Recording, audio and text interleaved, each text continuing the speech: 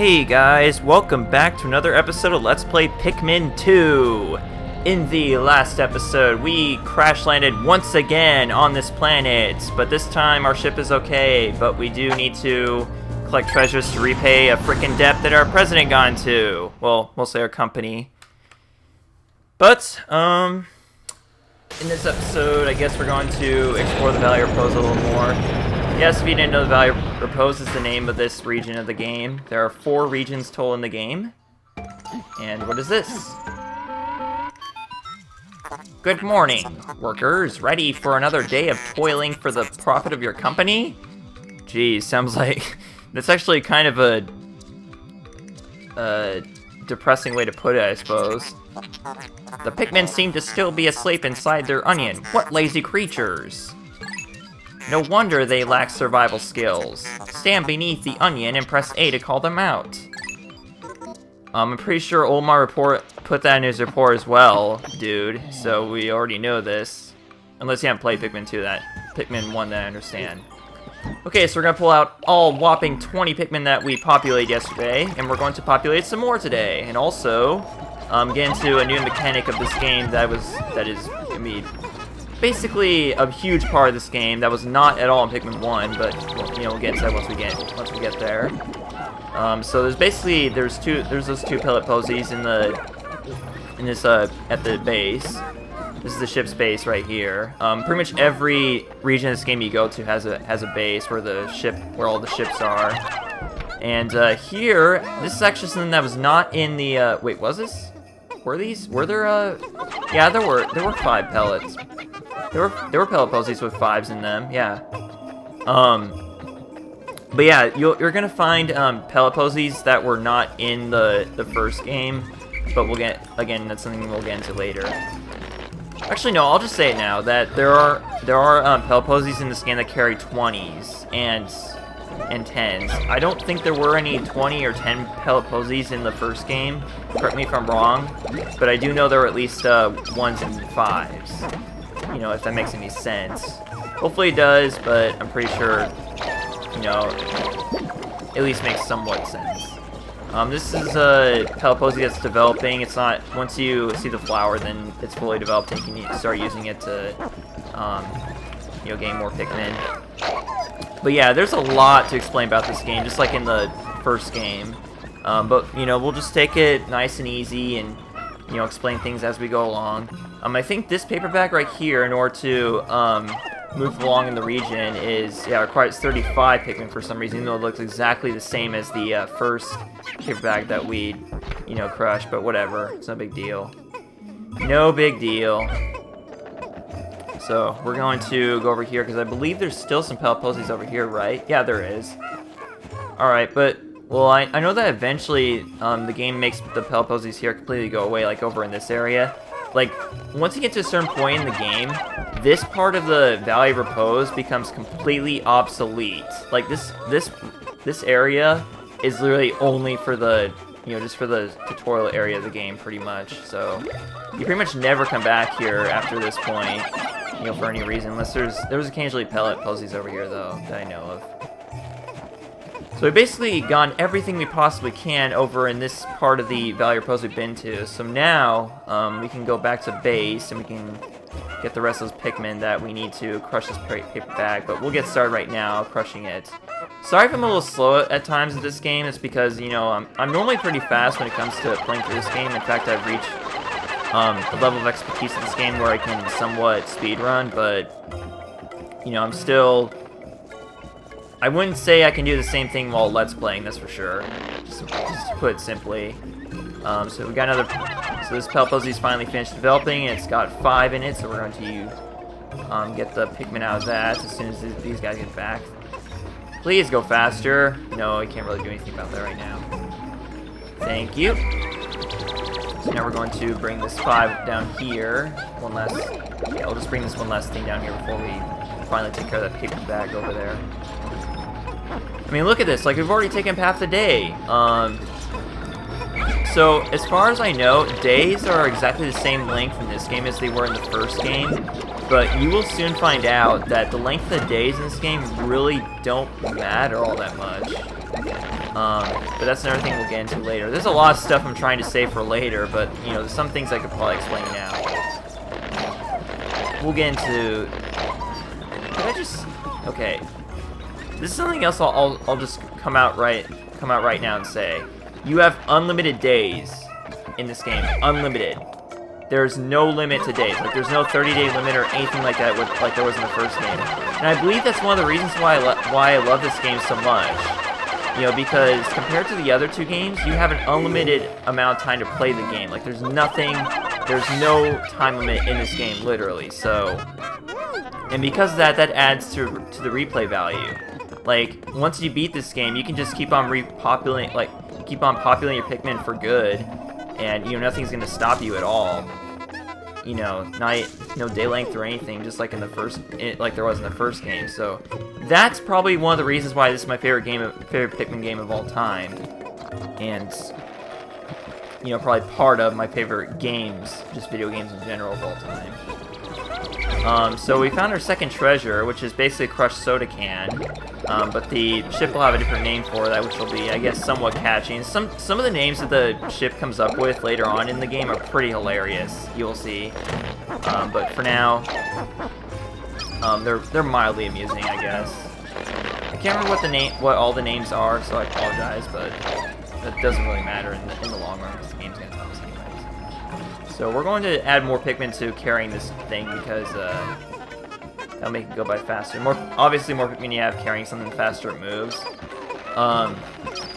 So to explain the numbers that appear above everything Pikmin carry, 35 represents the minimum amount of Pikmin you need to carry an item, and for the denominator is the amount of Pikmin currently carrying it. So don't let the fractions above the stuff that Pikmin are carrying confuse you. It's basically all it is. It's very simple stuff. So we finally got the treasure back here after waiting for so long. Jesus, it took like I don't know how many minutes, but it sure took a while. This is worth 170 Pokos, and it's called the Utter Scrap. So, mildly amusing name, I guess, for a crushed soda can, but nothing too special. And so now, we have a bit of a tougher enemy to deal with here, and honestly, the best thing I can say for now, there's going to be ways later on in this game to attack enemies that are a lot safer that don't risk Pikmin, but for now, all you can do is just bum rush this guy, just like in the first game. You're probably going to lose a couple Pikmin in the process, or maybe not.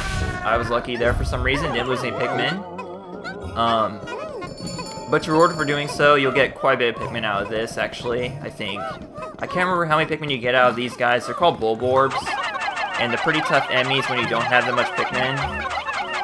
But it's basically the best you can do. But still, not losing any Pikmin when fighting this guy is pretty good, you know. I can definitely say that much. And he'll usually drop a 5 pellet for you, so that's pretty cool. But what I just did over there was I started having Pikmin attack this wall here. You're gonna run into walls like this a lot in this game, and all you can do is just have the Pikmin attack it. So we're going to wait for the Pikmin to bring this down. It's gonna take a while if we only have 20 Pikmin on, so let's go back over here and have get the rest of the Pikmin that are carrying this back so we can make that wall destruction go faster. Alright, so I'm going to pluck these Pikmin out of the ground, and then I'm going to go back to the wall, so I'll meet you guys there. Sorry about this being the first cut of the game, but it's kind of, you know, it's just kind of a long, tedious thing. There we go! How could Pikmin destroy such a massive wall? When massed, their might is ferocious. Louie, did Olimar instruct you on proper Pikmin commanding protocol? Apparently not. Olimar, you are failing in your duty as a superior. Allow me to explain. Shut up! Don't tell me I'm failing at being a superior. Press A to grab Pikmin and release to throw them. Call them into a group with B. Press X to disband the group. Use C-stick to issue orders and objectives to the group. C-stick is useful for swarming Pikmin around treasure and enemies, or making them march in a line. Okay, so the C-stick is a very useful command that I haven't really been doing a good job explaining, but basically it makes you control the Pikmin. That's basically what it is. Like, by holding C-stick up like this while you're standing, the Pikmin will just form this line in front of you, and they can circle the C-stick around like so. It'll just make them circle around you. Basically, the C-stick controls the Pikmin, simply put it. And if you want to, you can sort of like throw them, I guess, make them go faster. But anyways, enough of that. We have our very first dungeon ahead of us. Dungeons are a huge part of this game. Like, they make up the majority of this game. Interesting. Warm air is welling up from the hole in the ground before you. What could lie underground? What is wrong? You both show expressions of unease. Do not fear. The leader's group of Pikmin will join you. I shall dispatch my research pod too. Approach the hole and press A to jump in.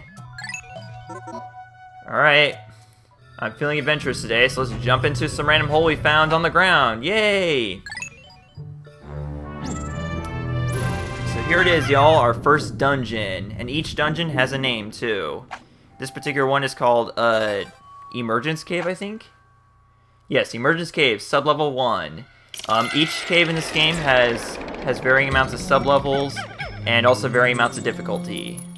But this particular one only has 2 sublevels. So here we are, y'all. Very first dungeon. Intriguing.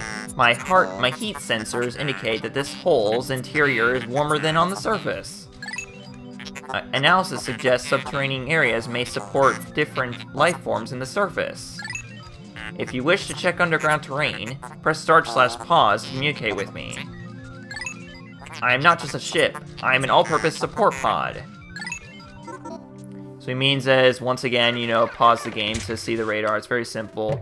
Although the thing about underground dungeons is that you can only see...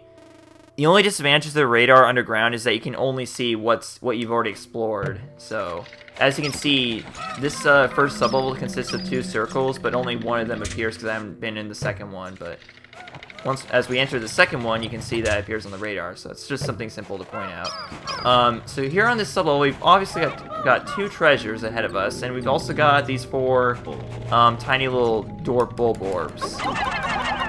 And so, as you can see, we have not encountered these enemies on the surface. And that's the thing, is that the majority of the enemies you encounter in this game will be underground as well. You will definitely encounter a lot of enemies on the surface, but a lot more enemies underground that you will not find on the surface. So, and these guys are an example of that. So, we're going to pick up all these enemies, we're going to carry this orange. And we're also going to carry this 7-Up cap. Yeah. Thank you for the product placement, Nintendo. Thank you very much. So, you're probably wondering, what are we gonna do with these corpses since we can't, you know, bring them back to the ship's onion, to the Pikmin onions, you know? What use are they gonna be? Well, we'll find out in a sec. But first of all, we got our first treasure of the dungeon. And it's called the Quenching Emblem. Yes, it actually does make me thirsty just looking at it. Although I don't really drink 7-Up, I drink Pepsi and Coke, but you know. How can you possibly consider this beast a treasure? Beasts are incompatible with my circuitry. I suppose I will store your finds in my hold. But I do not think beasts will be worth much. That is true, beasts are not worth much, but it's worth it to collect them anyways, because a little, even though it's very little, it can add up over time. Trust me. And we got our last treasure of the sublevel, the Citrus Lump, otherwise an orange. Can't be simpler than that. I mean, like, it's very easy to name it by its proper name, because, you know, just look at what color it is, and there you go. But whatever. You know, and these guys do know the exact same colors that we humans do, because, you know, they're calling the Pikmin by their colors, you know, so. This hole appears to be quite deep. My sensors indicate more treacherous terrain ahead. Louis, you do recall that you can adjust the camera with L, R, and Z, correct? Your expression suggests you do. Excellent. Then approach the hole and press A to enter it. Don't tell me how to be a frickin' leader, you ship. You suck. You suck. You ship. You shit. Oh, man.